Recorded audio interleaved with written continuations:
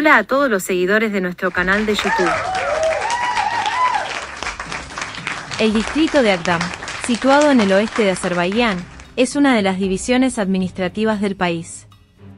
Forma parte de la región económica de Karabaj y limita con varios distritos como Kocaeli, Kalbahar, Taartar, Kocaben, Akhabadi y Barda.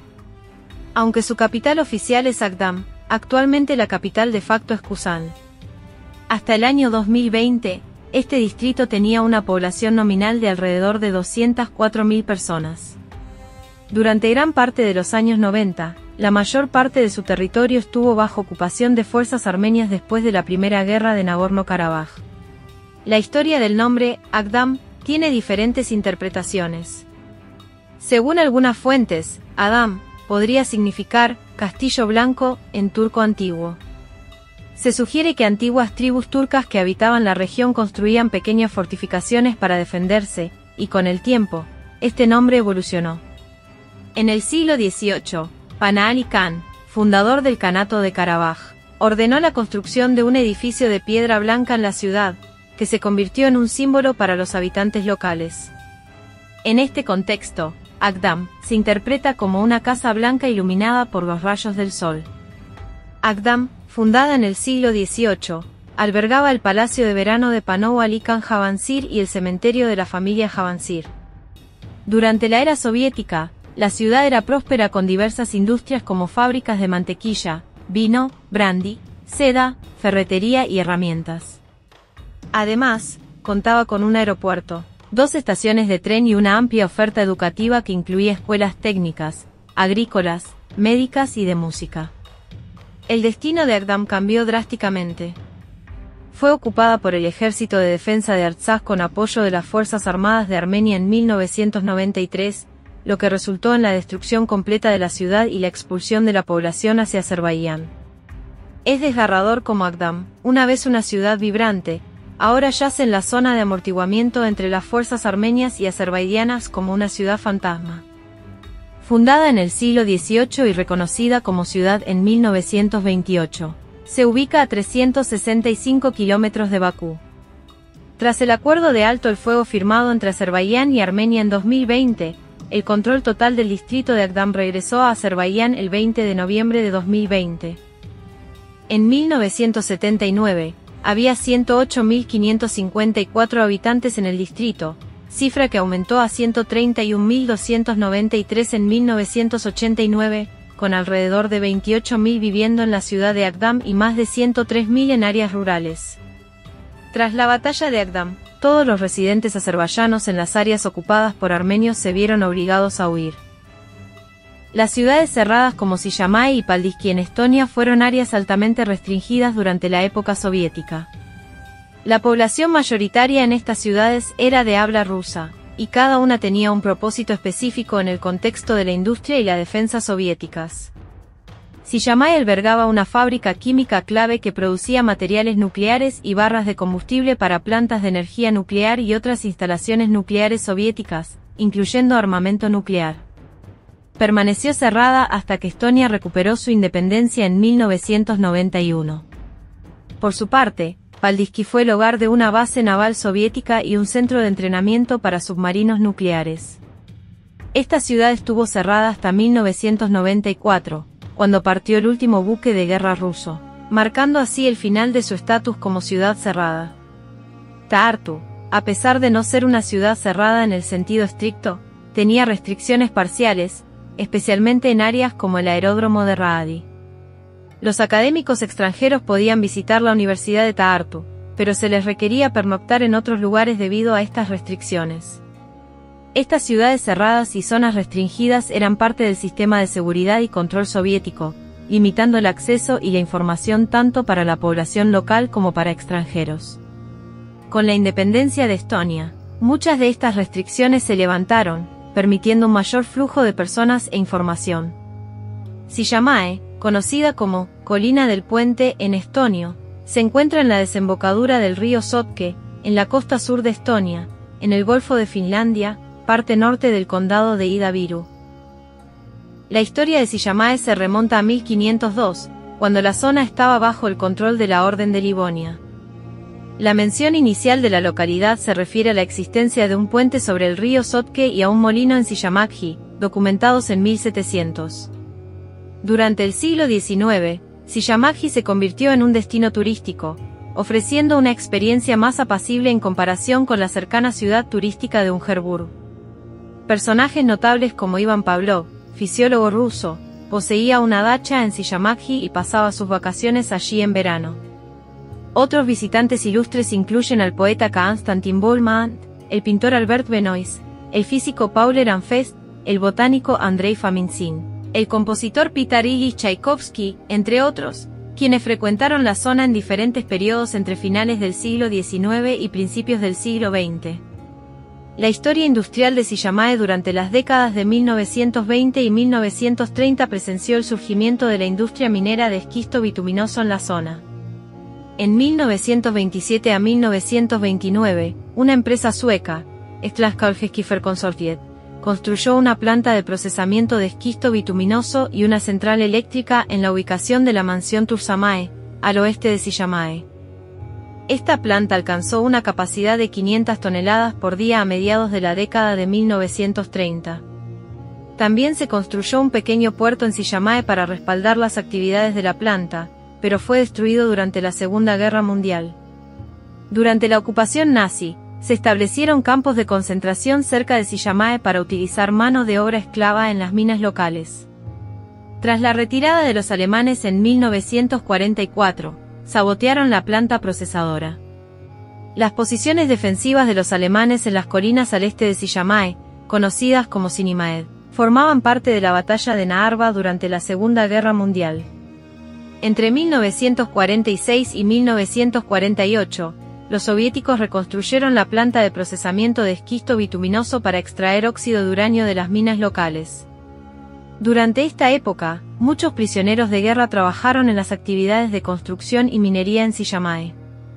El proceso de extracción de uranio en la planta se realizó en colaboración con una planta piloto en Naarva, produciendo principalmente un concentrado de uranio al 40%.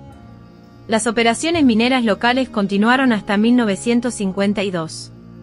En los años siguientes, la planta de Sillamäe importó minerales de uranio de varias regiones, principalmente del bloque del Este, incluyendo minas en Checoslovaquia, Alemania del Este, Hungría, Polonia y Rumanía. La planta, además de uranio, produjo tantalio, niobio y óxidos de tierras raras a partir de minerales de loparita de la península de Kola. Desde 1982, comenzó la producción de uranio enriquecido y hasta 1989 se produjeron alrededor de 1.354,7 toneladas de uranio enriquecido. Durante el periodo de 1950 a 1989, la planta produjo alrededor de 98.681 toneladas de uranio, principalmente para aplicaciones nucleares y armamentísticas.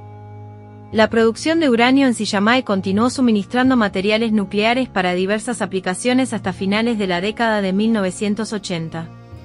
El manejo de desechos de la planta de Sillamäe representó un problema ambiental significativo. Los desechos del proceso se depositaron en un estanque de residuos en la parte noroeste de la ciudad, cerca de la costa del mar Báltico. En la década de 1990, este estanque representaba un grave riesgo ecológico debido a la filtración de partículas radiactivas y otros materiales peligrosos hacia el mar Báltico. En la década de 2000, se tomaron medidas para asegurar la contención adecuada de estos desechos en Sillamäe. En 1957, Sillamäe recibió oficialmente el estatus de ciudad. En ese momento, ya había superado los límites históricos de Sillamäki e incluía varios asentamientos cercanos como Kannuka y Tursamäe. Durante la era soviética en Estonia, Sillamäe permaneció como una ciudad cerrada debido a la necesidad de mantener en secreto y con medidas de seguridad las actividades relacionadas con la producción de uranio en la planta local. Este estatus restringido reflejaba el secreto que rodeaba estas operaciones y la preocupación por la seguridad en torno a la planta de producción de uranio. El cese del procesamiento de uranio en 1989 y la posterior independencia de Estonia en 1991 llevaron a una notable disminución en la actividad industrial en Sillamäe durante la década de 1990, lo que resultó en altas tasas de desempleo entre la población local. En 1997, la planta de Sillamäe fue privatizada, creando así Met, que continuó la producción enfocada en productos de metales raros y tierras raras. Así Met se convirtió en el principal productor mundial de productos de niobio y tantalio, incluyendo una variedad de compuestos y aleaciones. Además, la empresa producía elementos de tierras raras como carbonatos, óxidos, metales y soluciones de cloruro y nitrato de lantano, cerio, praseodimio, neodimio y samario europio gadolinio. En 2011, Molycorp, una empresa estadounidense especializada en metales de tierras raras, adquirió el 90% de Acilmet, valorando el acuerdo en $89 millones en ese momento.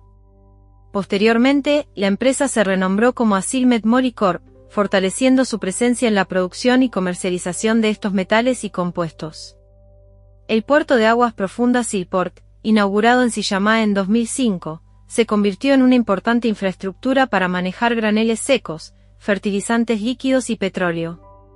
En un intento por fortalecer las conexiones marítimas, en 2006 se estableció un servicio regular de ferry entre Sillamäe y Kotka, Finlandia. A pesar de sus esfuerzos, el servicio de ferry se vio obligado a cerrar en 2007 debido a su baja tasa de ocupación. En 2011, el puerto de Sillamäe logró manejar un tráfico de mercancías de 4.9 millones de toneladas, posicionándose como el quinto puerto más grande de los estados bálticos después de Tallin, Riga, Klaipėda y Ventspils. Además de su actividad industrial y portuaria, la región de Sillamäe cuenta con varios centros turísticos en sus proximidades, como Toila y Narva-Joensuu, que fueron especialmente populares durante la era soviética. Paldiski, una ciudad costera situada en el mar Báltico, tiene una historia que se remonta a sus raíces como un pueblo de pescadores fundado por suecos estonios. En 1715, Pedro el Grande de Rusia eligió este lugar para establecer una base naval y la construcción comenzó al año siguiente, destinada a ser una fortaleza marítima.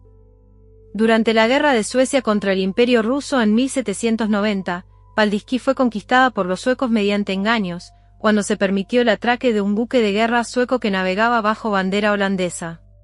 Un evento notable fue la reunión entre el emperador ruso Nicolás II y el Kaiser alemán Guillermo II en Paldiski el 23 de junio de 1912, justo antes del estallido de la Primera Guerra Mundial. Desde el siglo XVIII, la mansión Leetze fue un punto importante en la zona.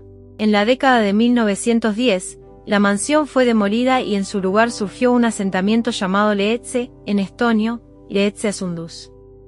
Durante el periodo de 1920 a 1940, Paldiski fue una ciudad estonia común y corriente, con actividades económicas centradas en la pesca, el procesamiento de pescado y la agricultura.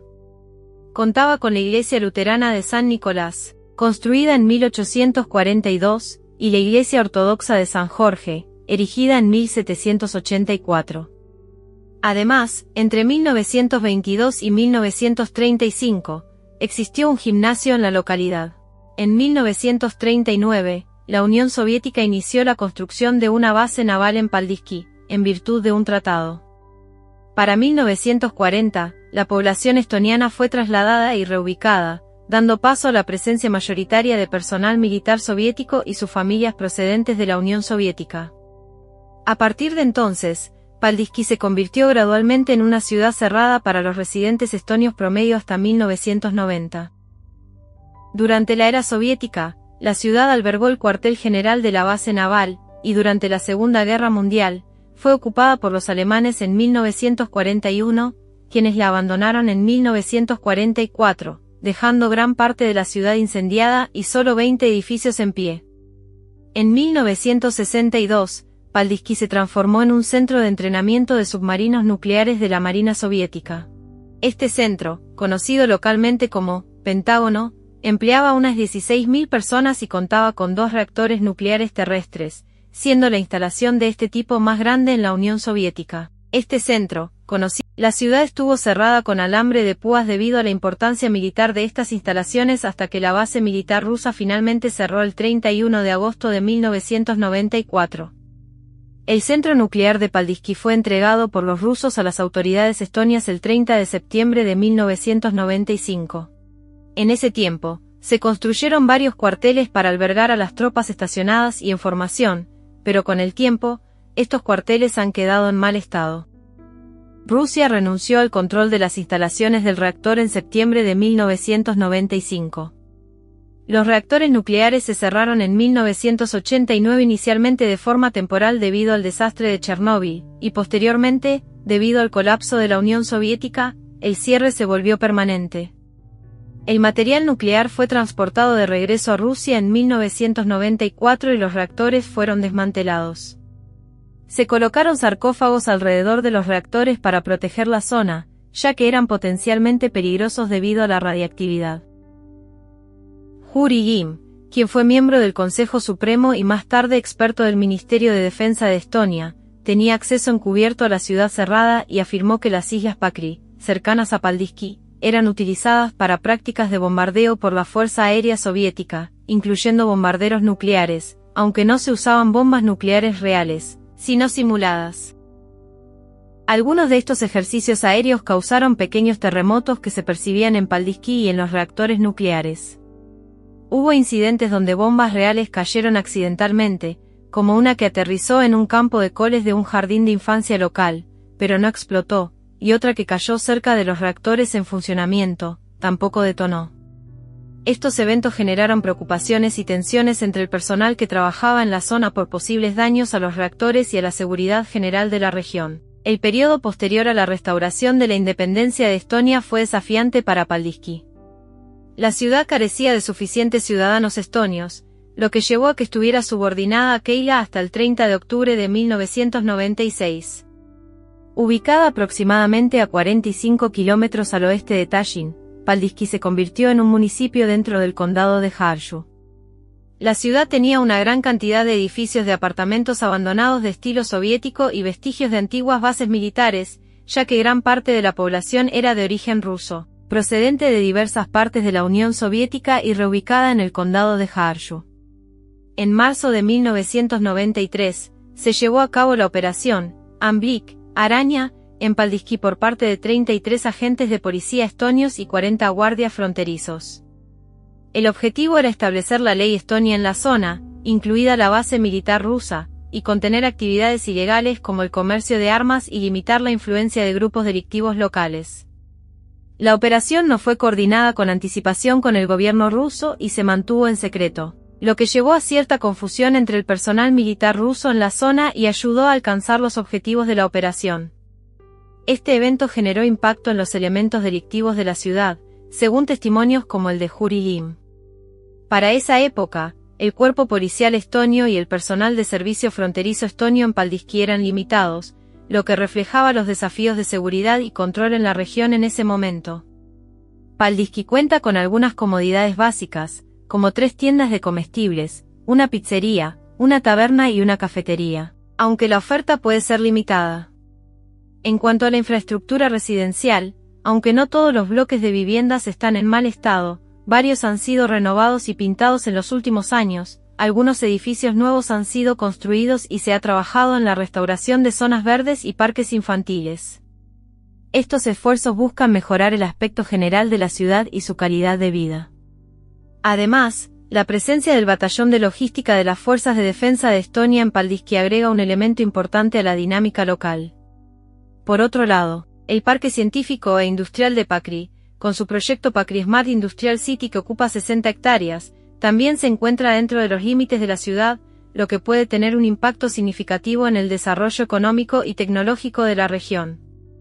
Baikonur es una localidad cercana al cosmódromo de Baikonur en Kazajstán, pero administrada y alquilada por Rusia. Para visitar tanto la ciudad como el cosmódromo, los no residentes necesitan aprobación previa de las autoridades rusas, lo que es independiente de tener una visa rusa. Algunas agencias turísticas en Kazajstán ofrecen servicios para organizar viajes a Baikonur y visitar los museos en la zona. Prioselsk y Karcheitaf son otras 2 localidades en Kazajstán con particularidades. Prioselsk es conocida por ser una ciudad cerrada, mientras que Karcheitaf, previamente llamada Semipalatinsk 21, es famosa por su código postal y su pasado como ciudad cerrada también. Estas ciudades cerradas solían restringir el acceso a personas ajenas o no autorizadas por razones de seguridad o actividades específicas que se desarrollaban en esas áreas, como pruebas nucleares o instalaciones militares. Baikonur, anteriormente conocida como Leninsk, es una ciudad en Kazajstán ubicada en la orilla norte del río Sirdarya. Actualmente, está arrendada y administrada por la Federación de Rusia como un enclave hasta el año 2050. La ciudad fue construida para dar servicio al cosmódromo de Baikonur y su nombre oficial fue cambiado a Baikonur por el presidente ruso Boris Yeltsin el 20 de diciembre de 1995. Durante la era soviética, a veces se la conocía como Zvezdograd, que en ruso significa ciudad de las estrellas. El área arrendada tiene una forma elíptica, con dimensiones de 90 kilómetros, 56 millas, de este a oeste y 85 kilómetros, 53 millas, de norte a sur, teniendo el cosmódromo ubicado en el centro de esta área. Los visitantes y turistas extranjeros pueden acceder al cosmódromo y a la ciudad, pero necesitan obtener un permiso específico de Roscosmos, la agencia espacial rusa, para hacerlo. El Baikonur original, que en kazajo significa marrón rico o tierra fértil con muchas yerbas, es el nombre que inicialmente se atribuyó al cosmódromo. Esta área estaba asociada con el ferrocarril de Moscú a Tashkent y fue la estación de ferrocarril soviética original, ubicada en Churatam, antes de que se estableciera la base. La estación de tren de Baikonur precede a la base y conserva este antiguo nombre. En abril de 1961, el lugar de lanzamiento recibió este nombre para generar confusión y mantener su ubicación en secreto, aprovechando la estación de tren existente. Esto resultó en que los residentes originales de Baikonur obtuvieran varios materiales escasos antes de que las autoridades descubrieran el engaño. El destino de la ciudad ha variado a lo largo de las épocas soviética y rusa, influenciado por el programa espacial y militar del cosmódromo de Baikonur. Debido a su importancia militar y científica, la ciudad fue cerrada por las autoridades soviéticas y no se mostraba en mapas accesibles al público durante la época previa a la perestroika. El gobierno soviético estableció el campo de pruebas de investigación científica número 5, NIIP-5, por decreto el 12 de febrero de 1955.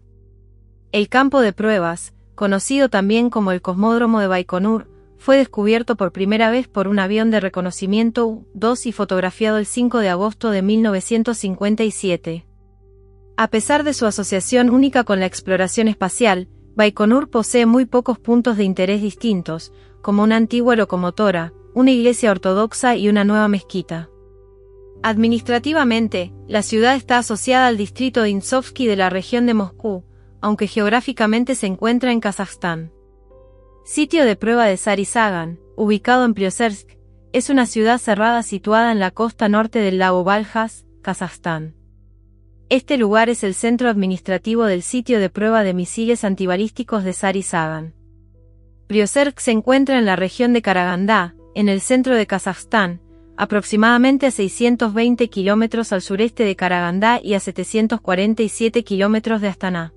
Cuenta con el aeropuerto de Kambala en las afueras de la ciudad. La población de Priosersk se reportó como 13.479 según el censo de 2009, y previamente 11.033 en el censo de 1999. En cuanto a la composición, alrededor del 46% la población es rusa, seguido por un 39% kazajos, un 6% ucranianos y un 9% otras nacionalidades. La ciudad está restringida para visitas de ciudadanos extranjeros. La ciudad creció considerablemente después de que el gobierno soviético decidiera establecer una base militar secreta en la estepa kazaja. Este sitio de pruebas, parte del sistema de defensa antimisiles soviético, llevó a la construcción de misiles antibalísticos y fue un punto crucial en la carrera armamentística entre la URSS y los Estados Unidos. Tras el colapso de la Unión Soviética, Rusia y Kazajstán acordaron continuar utilizando la base de Priosersk para pruebas y mejoras en los sistemas antibalísticos. El ejército ruso arrienda algunas unidades militares en esta región por un periodo de 50 años. Karcheitov, llamada así por el físico nuclear soviético Igor Karcheitov, es una ciudad en Kazajstán que se encuentra en la región de Abay, en el noreste del país. En su apogeo, Karcheitov era conocida como Semipalatinsk 21, siendo uno de los lugares más secretos y restringidos de la ciudad cerrada durante la Unión Soviética. Era el centro de operaciones del sitio de pruebas nucleares de Semipalatinsk contiguo. Después del desmantelamiento del sitio de pruebas nucleares, la población de Karcheitov ha disminuido considerablemente de más de 20.000 a alrededor de 8.000 habitantes. Las instalaciones nucleares de Karcheïtov son administradas por el Instituto de Energía Atómica de Kazajstán, una división del Centro Nuclear Nacional del país.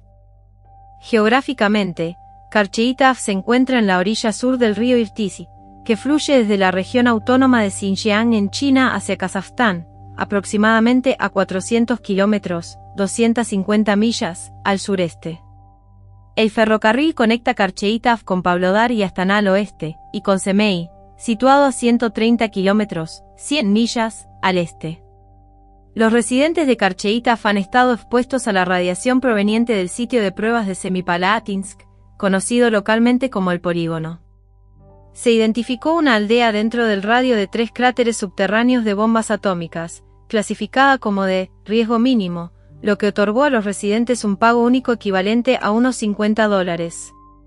La población local en la región de Karcheïtov enfrenta una serie de problemas de salud, aunque no se ha establecido definitivamente una relación directa entre estos y la exposición a la radiación. Factores adicionales, como la nutrición deficiente, la calidad del agua y las condiciones de vida poco saludables, también contribuyen a los efectos adversos para la salud. Las dolencias y enfermedades crónicas podrían ser consecuencia de la exposición a la radiación, pero dado el largo periodo de latencia entre la exposición y la aparición de síntomas, resulta difícil determinar si la radiación es la causa directa o si existen otros factores implicados. La opacidad que rodeó el proyecto atómico soviético limitó a los científicos en sus evaluaciones de riesgo sobre la radiación y su impacto en la salud pública. A diferencia de sus pares estadounidenses, los investigadores soviéticos no pudieron rastrear los radioisótopos liberados al medio ambiente ni vincularlos con efectos específicos, como el cáncer de tiroides. Identificaron el síndrome de radiación crónica, SRC, al asociar síntomas como anemia, fatiga crónica, dolores articulares y hemorragias nasales con cambios biológicos. En 2006, el Consejo Nacional de Investigación concluyó que aunque la radiación puede presentar riesgos, no hay evidencia clara de que cause defectos de nacimiento, anomalías cromosómicas u otras anomalías celulares en adultos expuestos. Establecieron que el daño genético causado por la radiación no se transmite a la descendencia, basándose en estudios de los sobrevivientes de las bombas atómicas de Hiroshima y Nagasaki. Investigaciones como las de Dubrova et al. 1996 sugieren que la radiación puede causar mutaciones graves en la línea germinal incluso en dosis bajas, y que las mutaciones somáticas pueden transmitirse a la descendencia. La percepción de los habitantes de Karcheïtov sobre su exposición a la radiación es única. En lugar de ver sus condiciones como víctimas, se consideran mutantes radiactivos, atribuyendo su capacidad de sobrevivir al entorno irradiado. Creen que si se trasladan fuera del área, morirán debido a la falta de exposición a la radiación. A pesar de reconocer las dolencias que experimentan, como erupciones cutáneas, problemas cardíacos y cáncer, atribuyen su supervivencia a la radiación, creyendo que el aire limpio los mataría. Aunque se reconoce que la exposición a la radiación tiene efectos perjudiciales, es difícil determinar con precisión los trastornos específicos debido al largo periodo de latencia de los efectos. Estos habitantes rechazan la idea de ser considerados víctimas. Además, aunque se cree que el daño genético causado por la radiación no se transmite a la descendencia, persiste una comprensión limitada de su situación debido a su contexto histórico, social y económico. El asentamiento presenta carencias, como estructuras en mal estado que podrían propagar incendios. A pesar de la presencia de sustancias radiactivas, durante un incendio en 2010, los habitantes parecían no estar preocupados por ellas, reflejando su desconocimiento y sus contextos históricos y sociales. Mailu-Uzuu, en el sur de Kirguistán, es un pueblo minero de importancia regional. Aunque no está vinculado a un distrito en particular, ocupa un área de aproximadamente 120 kilómetros cuadrados e incluye los pueblos de Sarıbey, Koboy y Karahigach-Koktás. Históricamente, Mailu-Uzuu fue una de las ciudades secretas del gobierno soviético, conocida oficialmente como Buzón 200.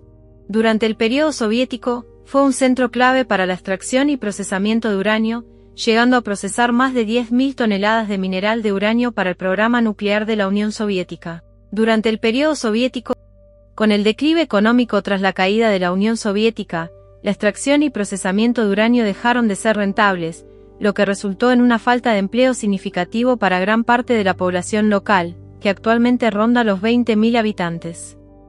La ciudad ha experimentado dificultades económicas desde entonces.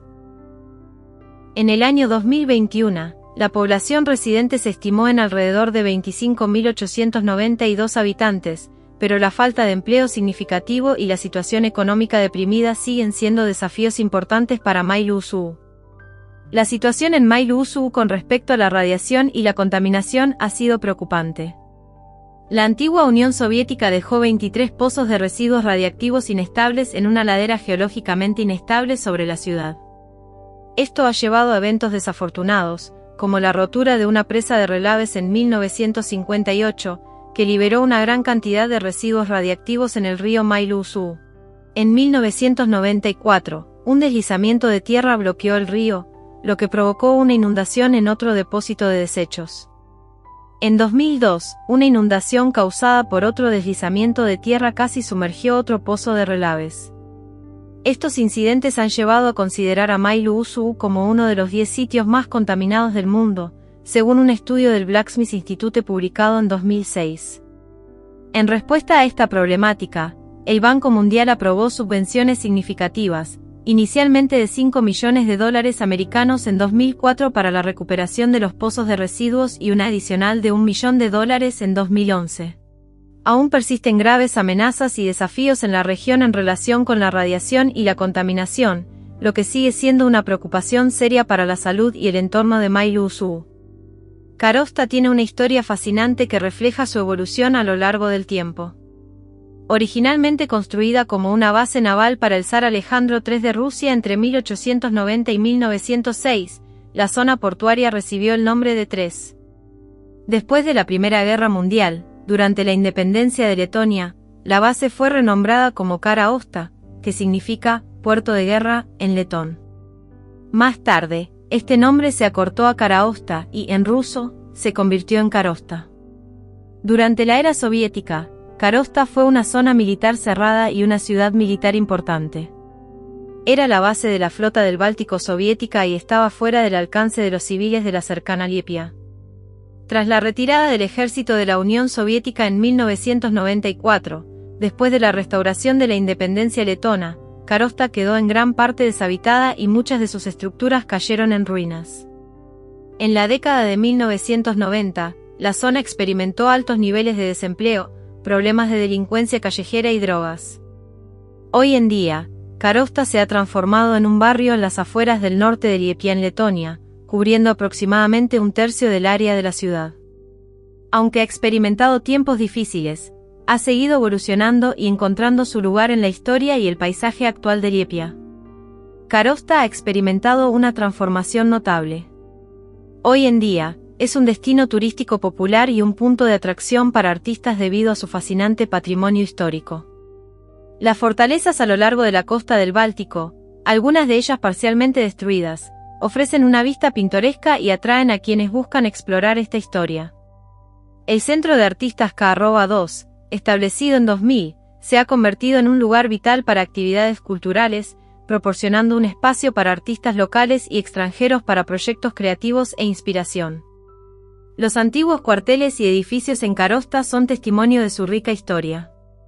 Entre ellos se encuentran mansiones de la época del zar, utilizadas por almirantes, así como un palacio zarista, una impresionante catedral naval ortodoxa rusa y búnkeres subterráneos y almacenes abandonados. Los edificios de la era soviética, incluidos los bloques de viviendas, fueron el hogar de una población que superaba las 20.000 personas en su apogeo.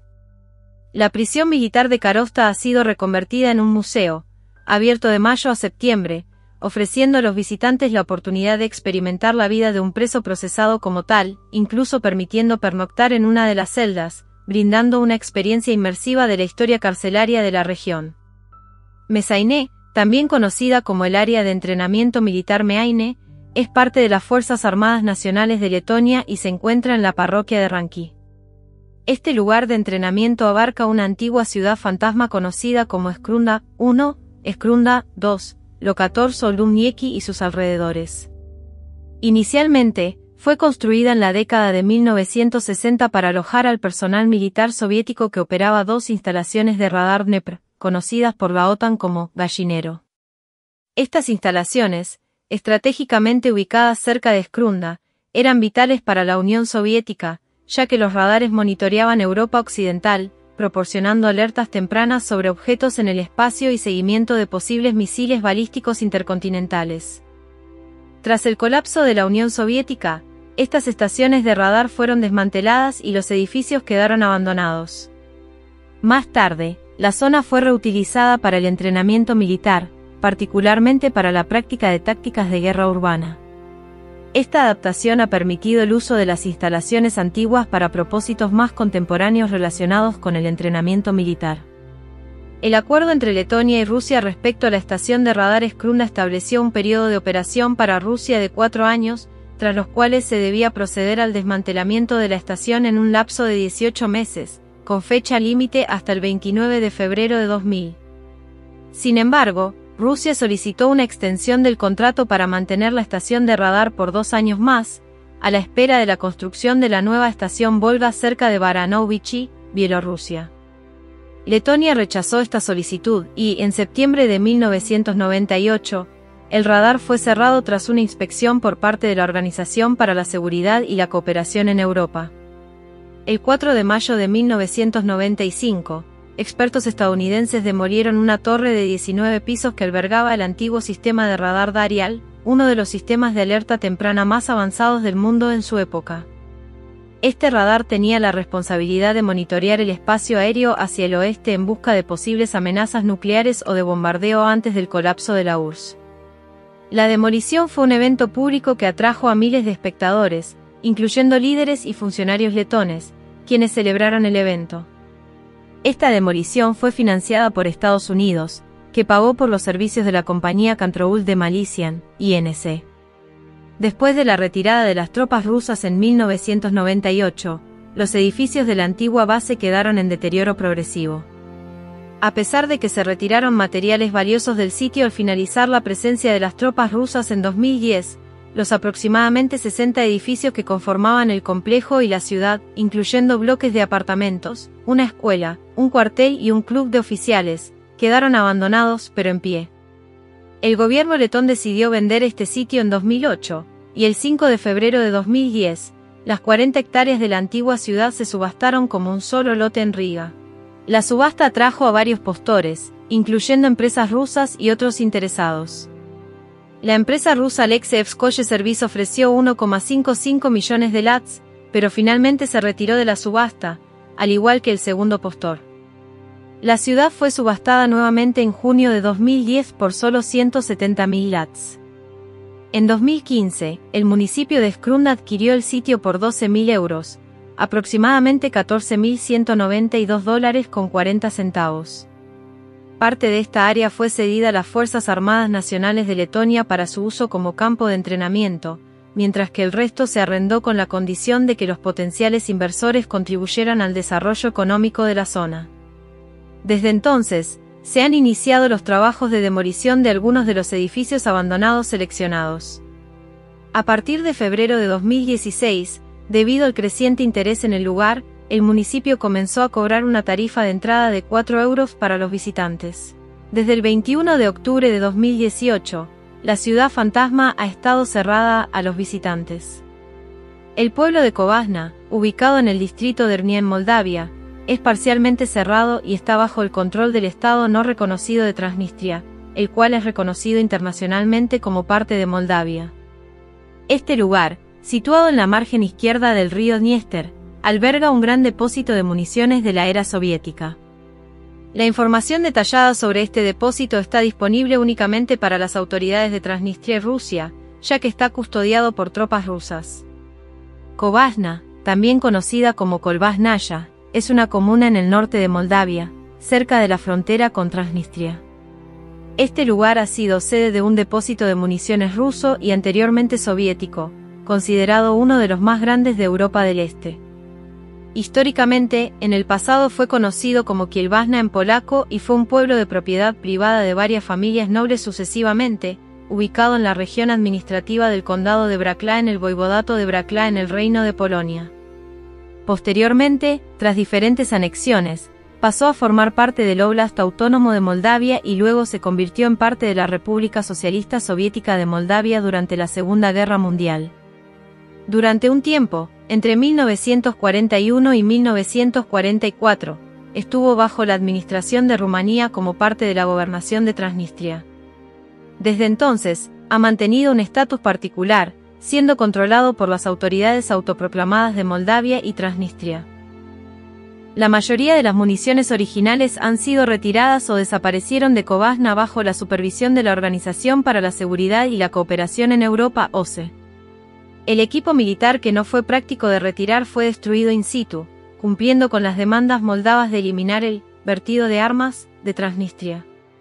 Las autoridades de Transnistria sostienen que el Departamento de Estado de EU reconoce la eficiencia del proceso de retirada de municiones y equipos rusos, llevado a cabo durante 2003.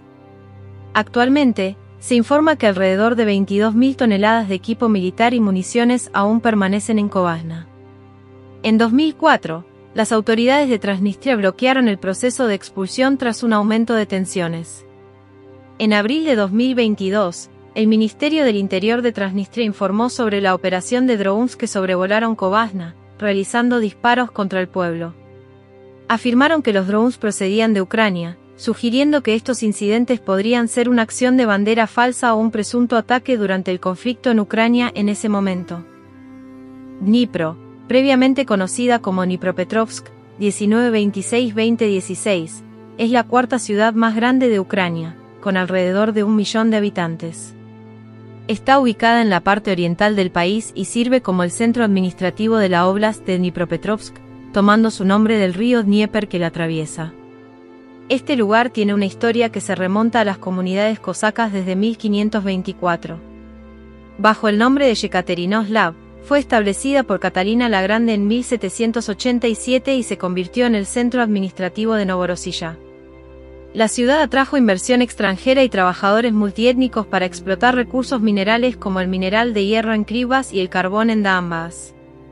Renombrada como Dnipropetrovsk en 1926 en honor al líder del Partido Comunista de Ucrania, Grigori Petrovsky, se convirtió en un punto clave para el desarrollo industrial bajo la era stalinista, especialmente en industrias nucleares, de armamento y espaciales, lo que llevó a su designación como ciudad cerrada. Tras los eventos del Euromaidán en 2014, la ciudad tomó un rumbo político más distante de las figuras prorrusas hacia una postura a favor de la integración con Europa. En 2016, como parte del proceso de descomunización, se eliminó la parte, Petrovsk, del nombre y se convirtió en Dnipro. Durante la invasión rusa de Ucrania en 2022, Dnipro se convirtió rápidamente en un centro logístico para la recepción de ayuda humanitaria y refugiados de las áreas de conflicto. Esta ciudad ha experimentado una evolución política y social significativa en los últimos años, reflejando cambios en la identidad y enfoque de la región. Dnipro, como se le conoce ahora, ha pasado por varias transformaciones en su denominación a lo largo de los siglos. Desde sus primeros días como Novyi Kodak hasta convertirse en Yekaterinoslav, Novorossiysk, y luego Dnipropetrovsk, el nombre de la ciudad ha sido testigo de muchos ajustes debido a cambios políticos, la descomunización y la voluntad de alinearse con las leyes y valores actuales. El cambio de nombre a Dnipro en 2016 marcó una nueva fase en su identidad, con el objetivo de reflejar una ruptura con el pasado comunista y enfocarse en una identidad más contemporánea y alineada con los valores actuales de Ucrania. Aunque el cambio de nombre de la provincia circundante, Oblast de Dnipropetrovsk, sigue siendo un proceso más complejo y está pendiente de modificación, la ciudad ha adoptado oficialmente su nuevo nombre. El Oblast de Dnipropetrovsk tiene una historia fascinante que se remonta al Paleolítico, con asentamientos humanos que datan de esa época, aproximadamente entre 7.000 y 3.000 años antes de nuestra era. Los hallazgos arqueológicos revelan la presencia de asentamientos en áreas como el distrito de Chechelivsky y la isla Monastirsky durante este periodo. El Neolítico también dejó su marca, con evidencia de una casa de cantería descubierta en uno de los parques de la ciudad de Dnipro. Además, durante la Edad del Bronce, se encontraron rastros de asentamientos cimerios en lugares cercanos al actual Parque Taras Shevchenko. Tras los eventos del Euromaidán en 2014, la ciudad tomó un rumbo político más distante de las figuras prorrusas hacia una postura a favor de la integración con Europa. El área de Dnipro estuvo bajo la influencia del Imperio escita, aproximadamente desde el siglo I AC hasta el siglo III AC, siendo parte de este imperio. Durante el periodo de migración, entre los años 300 y 800, hubo un trasiego de tribus nómadas como los hunos, ávaros, eslavos orientales, magiares y búlgaros, quienes tuvieron contacto con el río Dnieper y las tierras locales, dejando su influencia en la región. Durante el periodo de la Rus de Kiev, que se extendió desde el año 882 hasta el 1240, el área de la moderna ciudad de Dnipro formó parte de este estado. Esta región fue escenario de numerosos conflictos entre los ejércitos de la Rus de Kiev y varios grupos étnicos como los házaros, pechenegos, pueblo turk y cumanos. En el siglo XIII, la región del Dnieper sufrió una devastación significativa durante la conquista mongola del imperio de la Rus de Kiev. Esta invasión tuvo un impacto devastador en toda la región y llevó al área de la moderna ciudad de Dnipro a ser incorporada al Kanato de la Horda de Oro, el dominio mongol. Durante el siglo XV, el área se integró al voivodato de Kiev, 1471 a 1565, en la mancomunidad polaco-lituana. Los hallazgos arqueológicos en el área urbana actual del distrito de Dnipro indican que este cruce fluvial fue un importante centro comercial desde al menos 1524. En la región, se estableció la fortaleza de Kodak en 1635, construida por la mancomunidad polaco-lituana. Esta fortaleza fue capturada por los cosacos de Zaporozhian Sich en 1648. A su alrededor, surgió un asentamiento que se convirtió en una ciudad llamada Nueva Kodak. La población de Nueva Kodak, según registros documentales, se estima en al menos 3.000 personas, aunque los cosacos a menudo subestimaban la cantidad real para reducir impuestos y otras obligaciones. La fortaleza de Kodak fue demolida en 1711 como parte de los términos del Tratado del Prut, un acuerdo que implicó la retirada rusa. Este tratado fue resultado de un conflicto entre el Zarado de Rusia y el Imperio Otomano, durante el cual los cosacos, aliados con Rusia, expulsaron a los vasallos tártaros y sus aliados otomanos. La fortaleza estuvo guarnecida por los cosacos hasta este evento. En la década de 1730, la fortaleza y los rusos regresaron a la zona, y su convivencia con los cosacos locales fue incómoda. A lo largo del siglo XIX, coexistieron con los Slavouda, o asentamientos libres, de Polovitsia, ubicados en el área actual de la Terminal Central y el mercado de agricultores de Osiorka. Durante la Guerra Ruso-Turca, 1768 a 1774, los cosacos de Zaporozhian se aliaron con la emperatriz Catalina II. La liquidación de los sí significó la pérdida de su autonomía política y la incorporación de sus tierras a las nuevas gobernaciones de Novorossiya. En 1784, Catalina II ordenó la fundación de una nueva ciudad, comúnmente conocida en ese momento como Katerinoslav.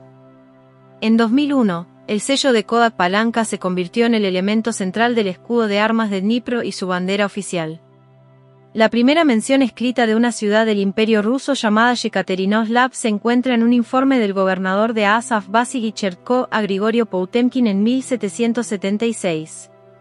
Chertkov se refería a la nueva Kodak. En 1777, se construyó una ciudad llamada Yekaterinoslav al norte de la actual ciudad, en la confluencia de los ríos Samara y Kilchen.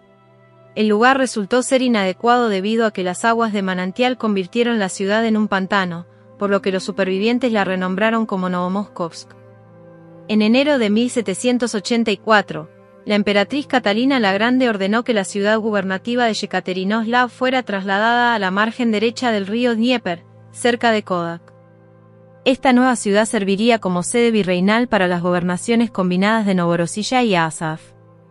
En mayo de 1787, durante su viaje a Crimea, la emperatriz colocó la primera piedra de la Catedral de la Transfiguración en presencia de diversas figuras. Grandiosos planes de Poutemkin para convertir a Yekaterinoslav en la capital de un tercer imperio ruso junto a Moscú y San Petersburgo incluían un palacio virreinal, una universidad, tribunales de justicia y un jardín botánico.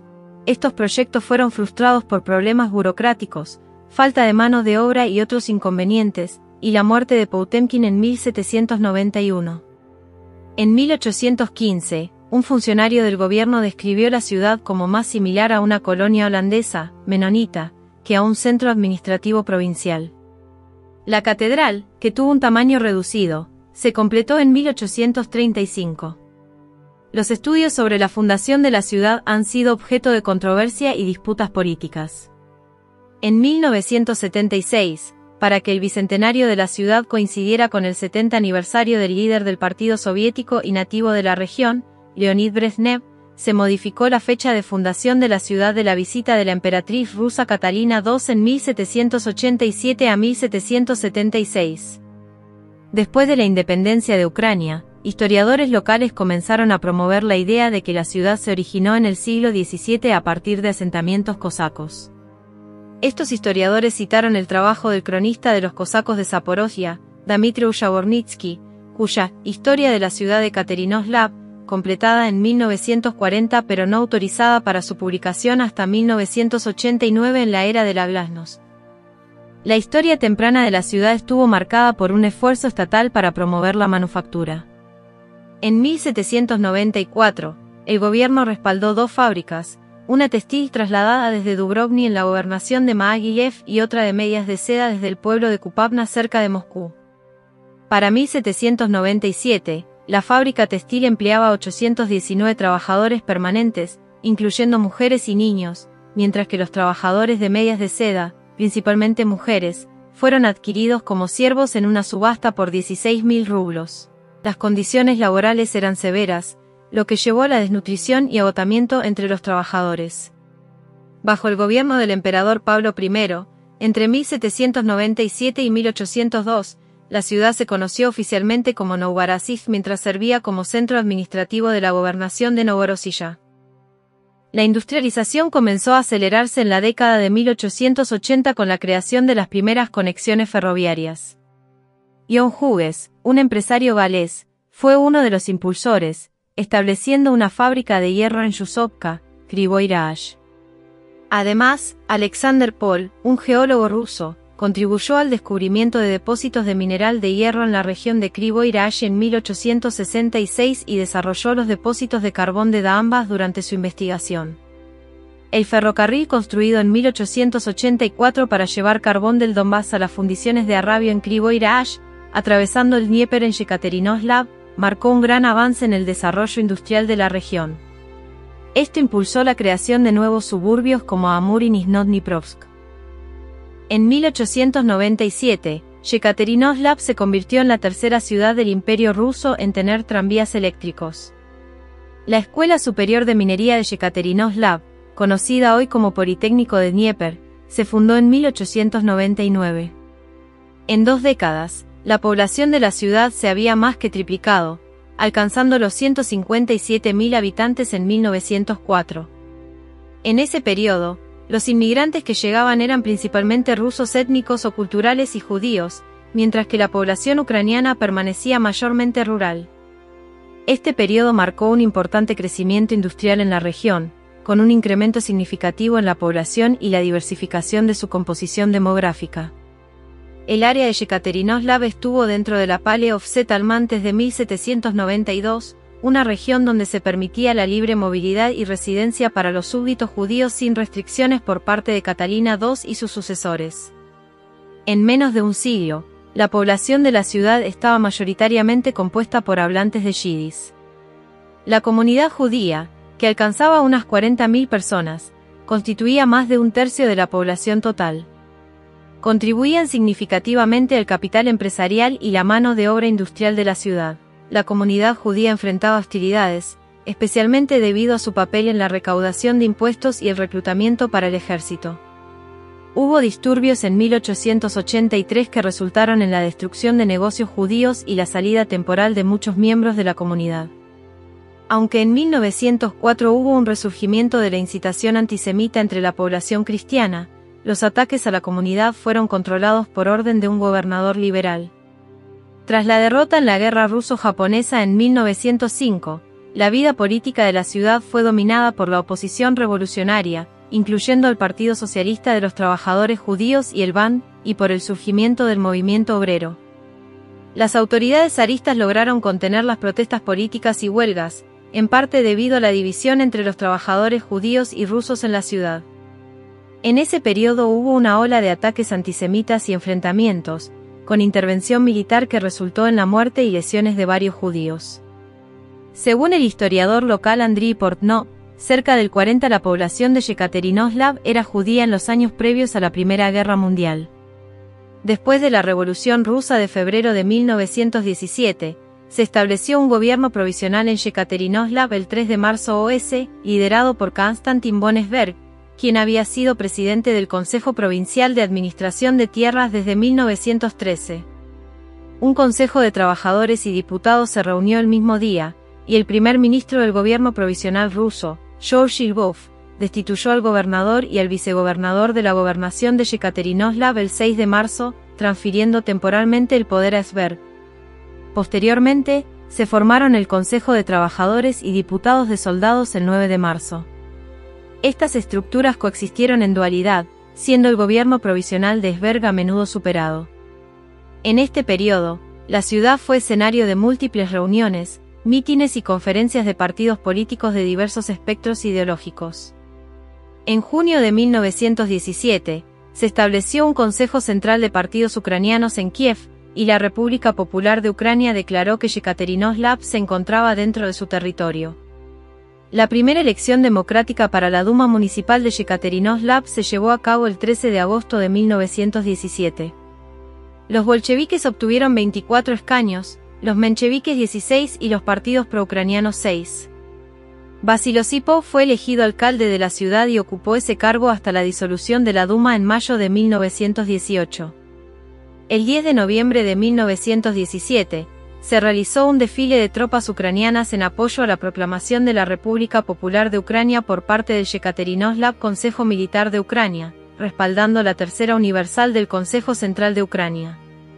En las elecciones de noviembre de 1917 para la Asamblea Constituyente de Rusia, los bolcheviques lograron menos del 18% los votos en la gobernación, en contraste con el 46% los socialistas revolucionarios ucranianos y sus aliados. A lo largo de diciembre, la situación en la ciudad se intensificó, ambos bandos se preparaban para la acción militar y los bolcheviques se retiraron de esas organizaciones. El 22 de noviembre de 1917, el Consejo Revolucionario y la Duma de la ciudad juraron lealtad a la Centralna Rada. El 26 de diciembre, los bolcheviques desafiaron un ultimátum de la Centralna Rada y después de 3 días de enfrentamientos, consolidaron su control sobre la ciudad. El 12 de febrero declararon a Yekaterinoslav parte de una república soviética de Donetsk-Krivoy Rih, pero bajo los términos del Tratado de Brest-Litovsk, cedieron el territorio a los alemanes y su aliado UPR Austria. El 5 de abril de 1918, el ejército imperial alemán ingresó a la ciudad y ejecutó públicamente a los 500 guardias rojos bolcheviques restantes. El mandato de la UPR fue breve.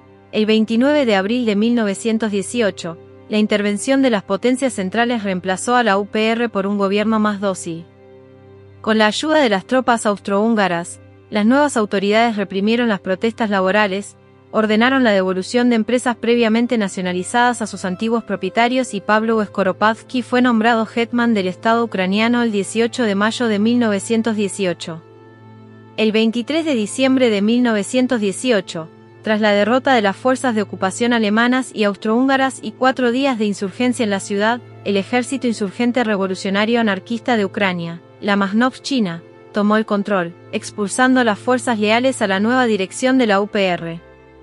Durante el siguiente año, Yekaterinoslav cambió de manos varias veces más, disputada entre la UPR, los blancos, Fuerzas Armadas del Sur de Rusia, los campesinos insurgentes liderados por Nikifor Grigory, la Maznovshchina, que volvió 2 veces, y los bolcheviques, que se reorganizaron como el Ejército Rojo. Finalmente, los bolcheviques aseguraron la ciudad el 30 de diciembre de 1919. En la era de Stalin, específicamente en la década de 1920, Yekaterinoslav enfrentó desafíos alimentarios y represiones por parte de las autoridades soviéticas. Hubo una hambruna local entre 1921 y 1923, y en 1920, las protestas por la escasez de alimentos provocaron represalias del gobierno soviético. Las autoridades arrestaron y condenaron a trabajadores, lo que generó tensiones adicionales. En 1922, la región se convirtió en parte de la RSS de Ucrania, una república constituyente de la Unión Soviética.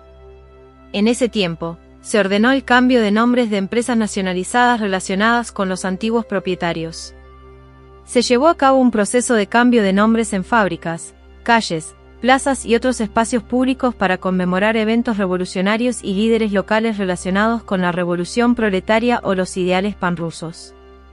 En 1923, se organizó un concurso para cambiar el nombre de la ciudad, y se realizaron cambios en nombres de fábricas, calles y otros lugares públicos para reflejar la narrativa revolucionaria.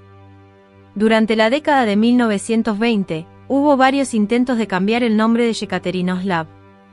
En 1924, se adoptó la idea de renombrar la ciudad como Krasnodniprovsk, pero debido a la falta de autorización del Presidium del Soviético Supremo, no se concretó. 2 años después, en 1926, se llevó a cabo otro congreso, esta vez con la presencia de Grigori Petrovsky, presidente del Comité Ejecutivo Central de Ucrania. En ese evento se decidió cambiar el nombre de Yekaterinoslav por Dnipropetrovsk, en honor a Petrovsky. Esta resolución fue aprobada por el Presidium del Soviet Supremo el 20 de julio de 1926. A lo largo de las décadas del 20, 30 y 40, la ciudad continuó experimentando cambios en los nombres de calles, parques y otras áreas públicas. Mientras tanto, la industrialización de la ciudad fue un objetivo clave en los planes de Stalin. Para 1927, la industria de Dnipropetrovsk se había reconstruido completamente, superando incluso los niveles previos a la guerra en algunos aspectos. La industrialización llevó a un crecimiento significativo en la población de la región, convirtiéndola en una de las más urbanizadas de la Ucrania soviética hacia finales de los años 30. La producción industrial, especialmente en la metalurgia, alcanzó cifras notables, con Dnipropetrovsk contribuyendo con una parte considerable del hierro fundido y acero fabricado en la República Socialista Soviética de Ucrania. La ciudad también se convirtió en un importante centro cultural y educativo, albergando instituciones académicas y culturales prominentes. El periodo de la década de 1930 en Dnipropetrovsk estuvo marcado por eventos cruciales y cambios profundos en la ciudad y la región circundante. La industrialización creció considerablemente, atrayendo a sobrevivientes de la hambruna y cambiando la composición étnica de la ciudad. El número de ucranianos registrados aumentó significativamente, mientras que los porcentajes de rusos y judíos disminuyeron entre los censos de 1926 y 1939. La población de la ciudad había superado el 500.000 hacia el censo soviético de 1939. Las políticas soviéticas de ucranización y corenización se implementaron activamente en Dnipropetrovsk. El Partido Comunista de Ucrania promovió estudios ucranianos, se expandieron las escuelas y se logró erradicar el analfabetismo en la ciudad hacia mediados de la década de 1930. Además, se construyeron nuevas instituciones educativas, hospitales y escuelas secundarias, y se mejoraron los parques urbanos. Este periodo también fue testigo de la Gran Purga, una campaña brutal de represión política dirigida por el régimen soviético. La NKVD, la policía secreta de la Unión Soviética, llevó a cabo arrestos masivos y ejecuciones de presuntos opositores políticos. En Dnipropetrovsk, miles de personas fueron arrestadas y ejecutadas entre 1935 y 1937, incluyendo trotskistas, presuntos enemigos internos y figuras prominentes como rectores universitarios. Esta combinación de transformación industrial, cambios demográficos significativos, avances en educación y cultura, junto con la represión política masiva, marcó profundamente la historia de Dnipropetrovsk durante la década de 1930. El periodo de ocupación nazi de Dnipropetrovsk, que duró desde agosto de 1941 hasta octubre de 1943, dejó profundas cicatrices en la ciudad. La administración nazi, como parte del Reichskommissariat Ucrania, perpetró actos atroces que incluyeron la reducción drástica de la población judía y la matanza de miles de personas, tanto prisioneros de guerra soviéticos como civiles, en campos y ejecuciones masivas. Durante este periodo, la población de la ciudad disminuyó significativamente debido a las ejecuciones, los horrores de la guerra y las deportaciones, pasando de 233.000 habitantes en noviembre de 1941 a 178.000 en marzo de 1942. La situación empeoró aún más, y para octubre de 1943, la población en la margen derecha de la ciudad era mínima, apenas alcanzando los 5.000 habitantes. Para 1945, se observó un aumento en la población, llegando a 259.000 personas según las estadísticas oficiales. Después de la Segunda Guerra Mundial, Dnipropetrovsk se convirtió en un importante centro industrial. En 1944, se decidió construir una gran fábrica de maquinaria militar en la ciudad. Esta fábrica, conocida como la Fábrica de Automóviles de Dnipropetrovsk, se estableció en el sitio de una planta de aviones preexistente antes de la guerra. En 1954, la administración de esta fábrica estableció una oficina de diseño secreta, OKB 586, dedicada a la producción de misiles militares y motores de cohetes. El desarrollo de Yuzhmas marcó un periodo de gran importancia en la carrera armamentista durante la Guerra Fría. Nikita Khrushchev alardeaba sobre la producción de cohetes en masa, equiparando su fabricación con la producción de salchichas, lo que muestra la magnitud y el enfoque estratégico en la producción de armas. Dnipropetrovsk, donde se ubicaba Yuzhmas, fue cerrada oficialmente a visitantes extranjeros en 1959. Esta restricción fue parte de un régimen de alta seguridad, donde incluso ciudadanos de estados socialistas no tenían permiso para visitar la ciudad. Las limitaciones a la movilidad y la exigencia de pureza ideológica eran más estrictas que en otras regiones soviéticas.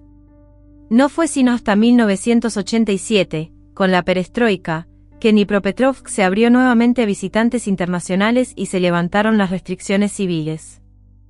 En 1972 se registraron protestas laborales en varias fábricas de Dnipropetrovsk, con trabajadores exigiendo mejores condiciones de vida, salarios más altos y derechos laborales. Estos eventos reflejaron el descontento social y las expectativas insatisfechas en la región.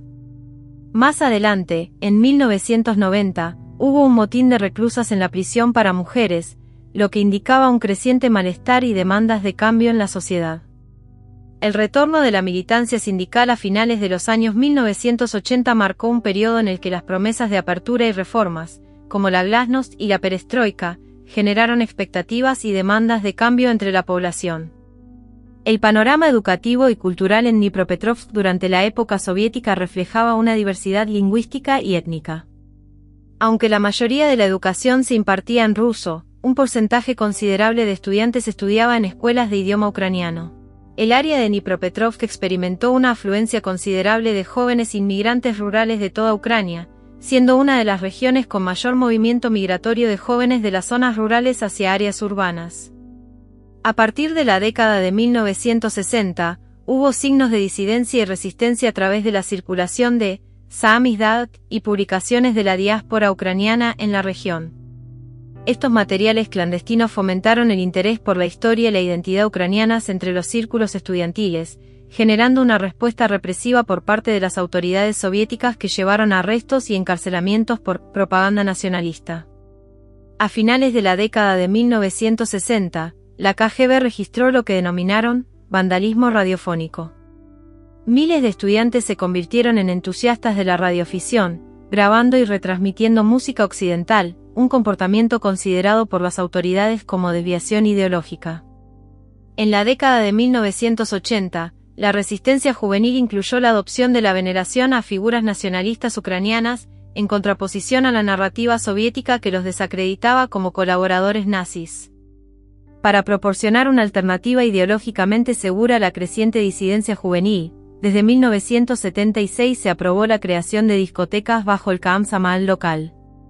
Estas discotecas, inicialmente diseñadas como una salida segura para los jóvenes, se convirtieron en semillero para futuros líderes políticos y empresariales, incluyendo a figuras como Yulia Timosenko, Víctor Pinchuk, Serhii Tipko, Igor Kolomoisky y Oleksandr Turchinov, quienes jugaron roles influyentes en la política ucraniana posterior.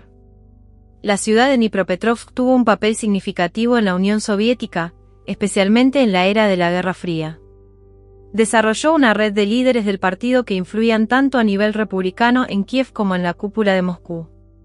Durante la Gran Purga y bajo el gobierno de Stalin, la ciudad fue fundamental en la industria de defensa y fue allí donde Brezhnev comenzó a construir su red de seguidores conocida como la Mafia de Dnipropetrovsk. Esta red fue esencial para el cambio de liderazgo en 1964, cuando Brezhnev reemplazó a Khrushchev como secretario general del Partido Comunista Soviético. Tras la independencia de Ucrania en 1991, Dnipropetrovsk respaldó fuertemente la declaración de independencia en el referéndum nacional. Enfrentó desafíos económicos y una disminución en la producción, lo que llevó a un periodo de contracción económica. Como en otras partes de Ucrania, la ciudad experimentó una migración significativa de jóvenes que buscaron oportunidades en el extranjero, lo que contribuyó a una reducción en la población. El colapso de la Unión Soviética y las consecuencias posteriores también se vieron reflejadas en eventos violentos, como una serie de asesinatos en 2007 y explosiones en 2012, que generaron inquietud en la ciudad.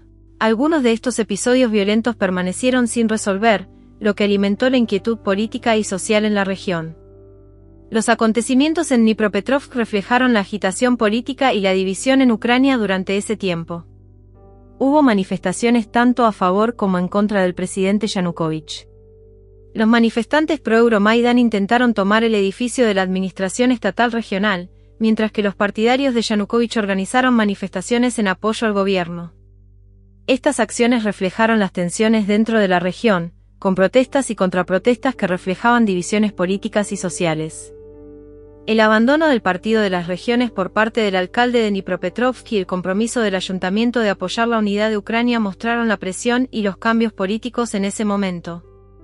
La renuncia de Yanukovych y su exilio en Rusia tras los disturbios en Kiev destacaron el impacto nacional de los acontecimientos políticos en la capital y cómo esto influenció también a otras regiones, incluyendo Dnipropetrovsk.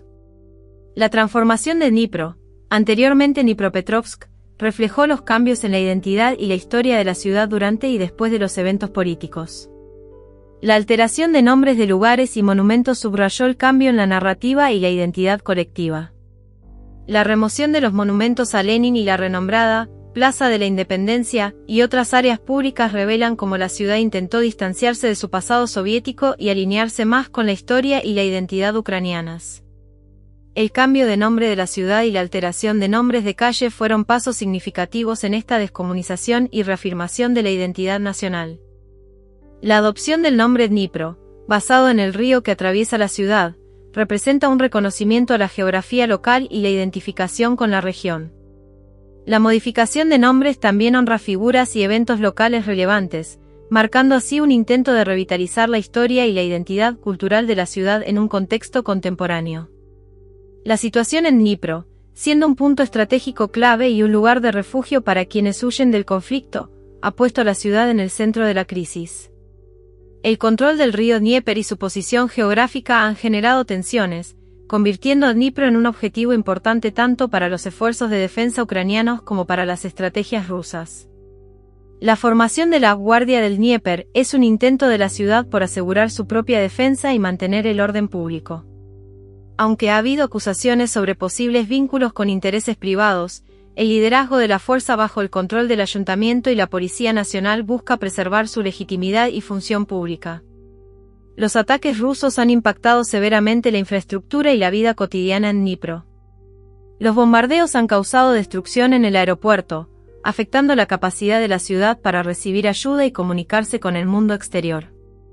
Los ataques a instalaciones y áreas civiles han provocado muertes y heridas, generando un ambiente de constante peligro y angustia para los habitantes de la ciudad. En medio de este conflicto, Dnipro está enfrentando desafíos significativos, no solo en términos de seguridad y defensa, sino también en la prestación de ayuda humanitaria y la protección de su población civil en una situación de guerra. La intensa campaña de derusificación en Dnipro ha llevado a la alteración de 110 topónimos, eliminando conexiones con la cultura rusa y la era soviética. Esta acción se ha reflejado en cambios de nombres de calles, la eliminación de monumentos y la reescritura del paisaje urbano para reflejar una identidad más independiente de Rusia y la antigua Unión Soviética. La ciudad ha sido blanco constante de los ataques rusos, afectando infraestructuras críticas y causando muertes y heridas a la población civil. Los ataques con misiles, incluyendo uno devastador que golpeó un edificio de apartamentos en enero de 2023, han dejado un rastro de destrucción y pérdidas humanas, generando un impacto severo en la ciudad y su gente. La ciudad ha seguido su proceso de cambio y reconstrucción, buscando forjar una nueva identidad y resistiendo los ataques externos mientras lidia con la devastación causada por la guerra.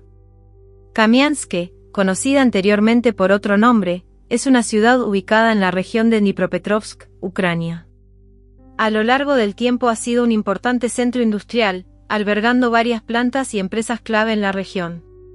La ciudad, ubicada a lo largo del río Dnieper, ha desempeñado un papel significativo en la economía regional.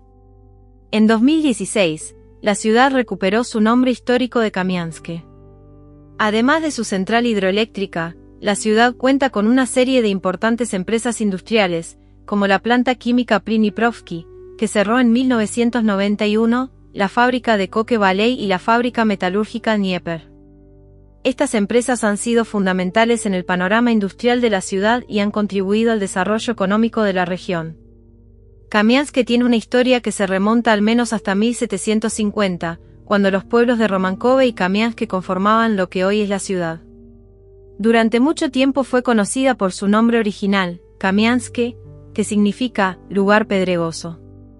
En 1936, fue renombrada en honor a Felix Dzerzhinsky, líder bolchevique y fundador de la Chaika, la policía secreta soviética. Este nombre se mantuvo hasta 2016. El presidente ucraniano Poroshenko, en 2015, firmó una ley para eliminar monumentos comunistas y cambiar los nombres de asentamientos relacionados con el comunismo. En 2016, Kamianske recuperó su antiguo nombre. En julio de 2020, como parte de una reforma administrativa en Ucrania, Kamianske pasó de ser una ciudad con importancia oblast y el centro de un municipio a ser parte del Kamianske Raión, después de la reducción de raiones en el Oblast de Dnipropetrovsk 7.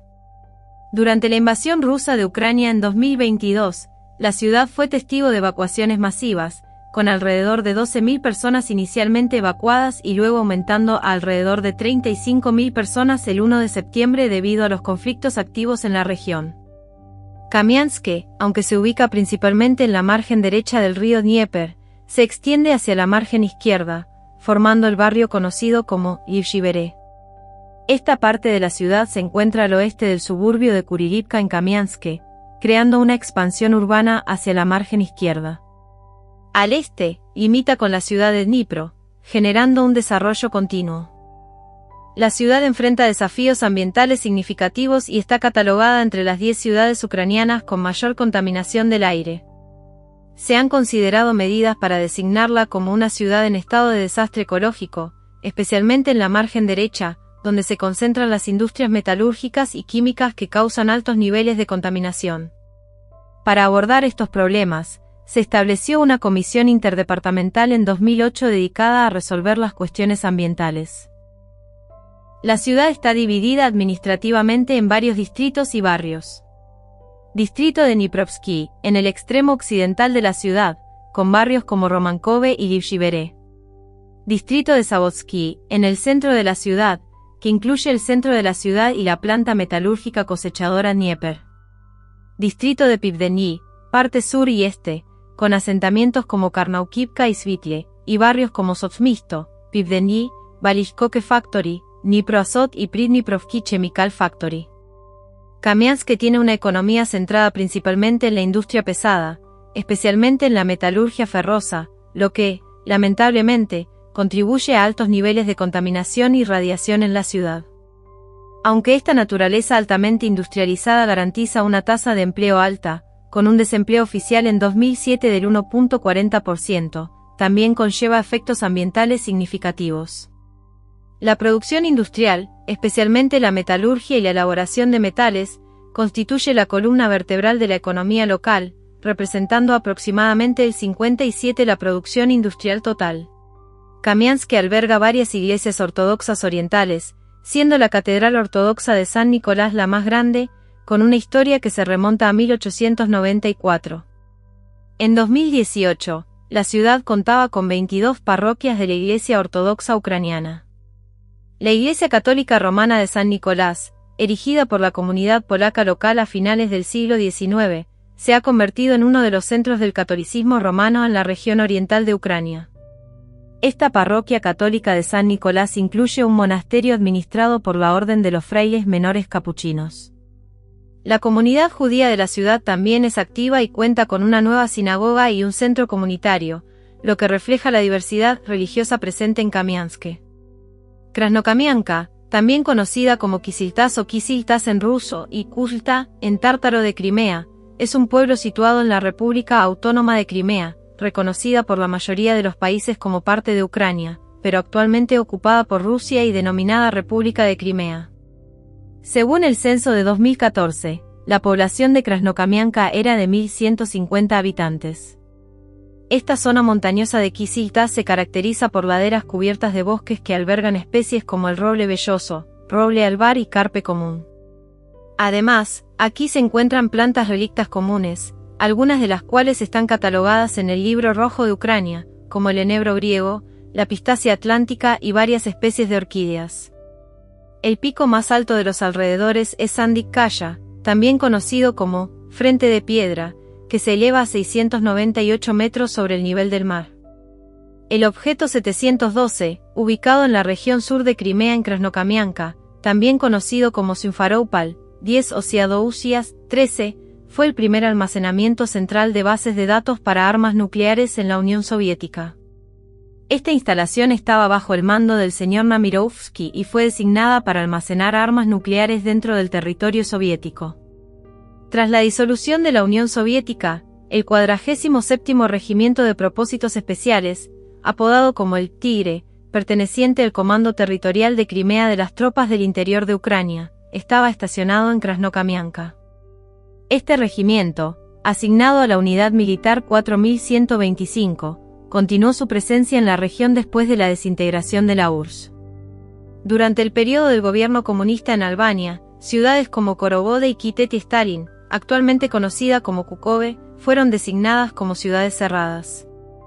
Estas ciudades tenían un aeropuerto militar y albergaban una importante infraestructura relacionada con la industria militar y otros recursos estratégicos vinculados a la defensa del país.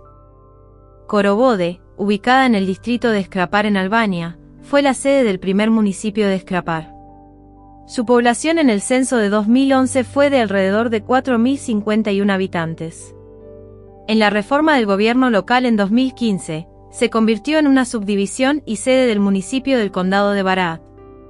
El río Suma atraviesa la ciudad y, río arriba, forma cañones y cuevas, ofreciendo oportunidades para practicar kayak y otros deportes acuáticos. La ciudad toma su nombre de la palabra búlgara que significa agua negra. El río Korovoda, más pequeño, desemboca en el río Sum. A unos 5 kilómetros al noreste de Korovode, se encuentra el cañón Gradec, donde está la cueva conocida como Piros, posiblemente nombrada por dos reyes, Piro y Gazi. Además, destaca el puente de piedra Kasabasi de la época otomana sobre el río Korovoda. Durante el periodo del gobierno comunista en Albania, la ciudad era una ciudad cerrada que albergaba un aeropuerto militar y otras instalaciones de infraestructura crítica relacionadas con la guerra. Arnhem-Land es una región histórica en el territorio del norte de Australia, hogar de comunidades aborígenes. El acceso a áreas más allá de la vía pública en esta región generalmente requiere permisos, especialmente para individuos no aborígenes. Puka Punjal es una ciudad ubicada en una zona militar en Victoria, Australia.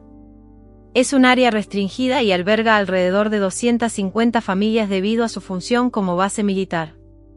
La tierra de Arnhem es una región histórica en el territorio del norte de Australia, y el término todavía está en uso.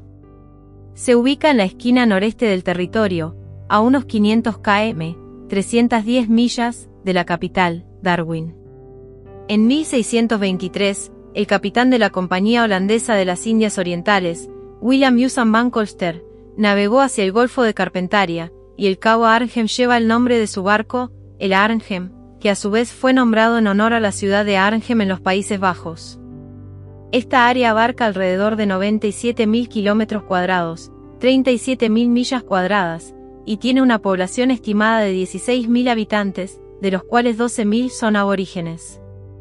Algunos de los centros importantes son Maningrida, Raminjinin, anteriormente Oenpelli, Umbalanja, en las afueras de Nhulumbui, y Shirkala.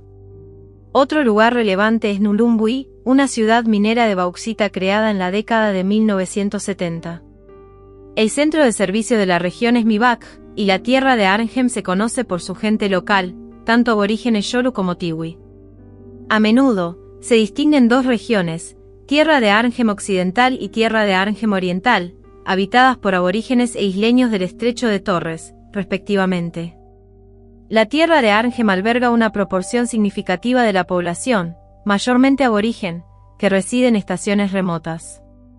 Estos grupos a menudo buscan operar bajo sus propias leyes tradicionales para escapar de los problemas de las ciudades más grandes, lo que les permite mantener una influencia cultural mínima occidental.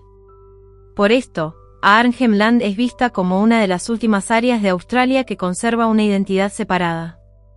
Los líderes de la región han solicitado y siguen solicitando la titularidad de tierras tradicionales desde la década de 1980. Muchos grupos aborígenes se han trasladado de estaciones remotas o tierras patrias a asentamientos, generalmente pequeños, como parte de este movimiento. En cuanto a la economía, en 2013 a 2014, la región contribuyó con alrededor de 1.300 millones de dólares australianos, lo que representa aproximadamente el 7% del Producto Estatal Bruto del Territorio del Norte. Esta contribución se produce principalmente a través de la minería de bauxita. En 2019, se anunció que la NASA había seleccionado a Arnhem Land como ubicación para un centro espacial, el Centro Espacial de Arnhem. El 27 de junio de 2022, la NASA lanzó el primer cohete desde allí, marcando el primer lanzamiento de un cohete desde un puerto espacial fuera de los Estados Unidos. Este hito fue seguido por 2 lanzamientos adicionales en cuestión de semanas. La tierra de Arnhem es reconocida como el hogar de la cultura viva más antigua del mundo, con una rica diversidad de idiomas, tradiciones y leyes.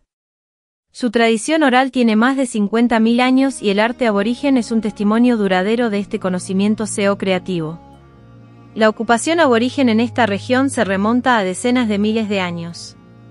Se han encontrado artefactos antiguos, incluyendo un hacha de piedra que se estima tiene 35.500 años, lo que demuestra la larga presencia humana en esta área. El arte rupestre en Arnhem Land, que data de hace aproximadamente 10.000 años, sugiere posibles actos de violencia entre cazadores-recolectores en tiempos prehistóricos. El contacto de Macassan es un aspecto importante en la historia de la región. Desde el siglo XVIII, comerciantes musulmanes de Makassar visitaban a Arnhem Land anualmente para comerciar y procesar pepinos de mar. Este contacto temprano representa la primera interacción registrada entre los habitantes del continente australiano y sus vecinos asiáticos. Esta cultura marinera generó intercambios culturales y lingüísticos, marcando un importante capítulo en la historia temprana de la región. Introdujeron la palabra balanda para referirse a los blancos mucho antes de que los exploradores occidentales llegaran a las costas del norte de Australia. Hoy en día, esta palabra sigue siendo comúnmente utilizada en Arnhem Land para describir a los australianos blancos. Los holandeses empezaron a asentarse en Sulawesi en el siglo XVII, lo que marcó el comienzo del contacto entre los habitantes de Makassar y la región australiana. Los vestigios arqueológicos del intercambio con Makassar aún se encuentran en lugares como Port Essington y Gruta Island, donde se han hallado plantas procesadoras de pepinos de mar y otros rastros de su presencia. Los comerciantes de Makassar también introdujeron árboles de tamarindo, originarios de África Oriental y el sur de China, y comercializaban estos productos junto con los pepinos de mar. En 2014, durante una expedición histórica, se descubrió una moneda china del siglo XVIII en las remotas Islas Wesal, cerca de la costa. Esta moneda se encontró cerca de sitios de pesca de Trepanger de Makassar y fue una sorpresa, ya que aunque se han encontrado varias monedas holandesas en la zona, nunca antes se había encontrado una china. Se cree que la moneda fue fabricada en Beijing alrededor de 1735 y representa un descubrimiento importante en la historia de la región. Los eventos históricos en Arnhem Land durante el siglo XIX y principios del XX están marcados por la colonización europea y los conflictos con la población aborigen. En 1884, el gobierno colonial británico vendió una gran extensión de tierras de Arnhem Land a un ganadero llamado John Arthur McCartney, quien estableció la propiedad conocida como Florida Station. La gestión de esta estación ganadera enfrentó numerosos desafíos, desde inundaciones monzónicas hasta enfermedades y la resistencia de la población aborigen local. McCartney abandonó la estación en 1893, y los administradores posteriores, como Jim Randall y Jack Watson, enfrentaron conflictos violentos con la población aborigen, incluyendo enfrentamientos armados y masacres que dejaron una huella devastadora en la comunidad local. En el periodo de 1903 a 1908, la región estuvo bajo los derechos de la Eastern and African Coal Storage Supply Company, un consorcio anglo-australiano que intentó establecer una industria ganadera y de producción de carne en la zona. Se registraron casos de empleo de bandas armadas por parte de esta empresa para enfrentamientos con la población aborigen. En 1971, el caso Goup sobre derechos territoriales, conocido como Milirrupun contra Naval Cotai Ltd., se convirtió en un hito significativo en la lucha por los derechos territoriales de los aborígenes en Australia. Este caso fue el primer litigio importante sobre títulos nativos en Australia y marcó un hito importante en el reconocimiento legal de los derechos de tierra de los aborígenes en la región. Arnhem Land es una región que abarca desde Port Roupar en el Golfo de Carpentaria hasta Arista Shigato River, donde limita con el Parque Nacional Kakadu.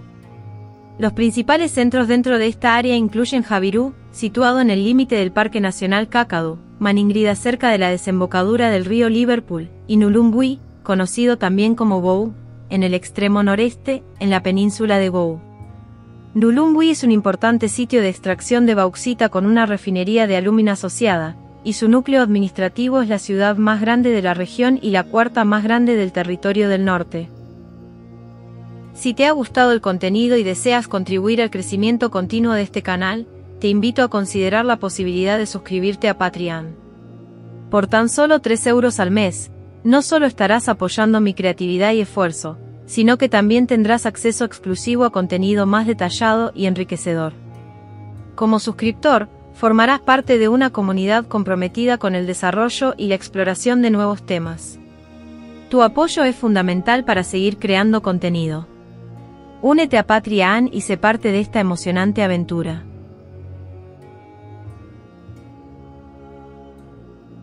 Y hasta aquí llegamos con este emocionante contenido.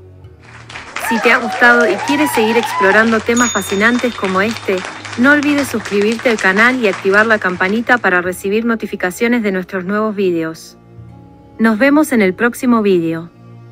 Hasta luego.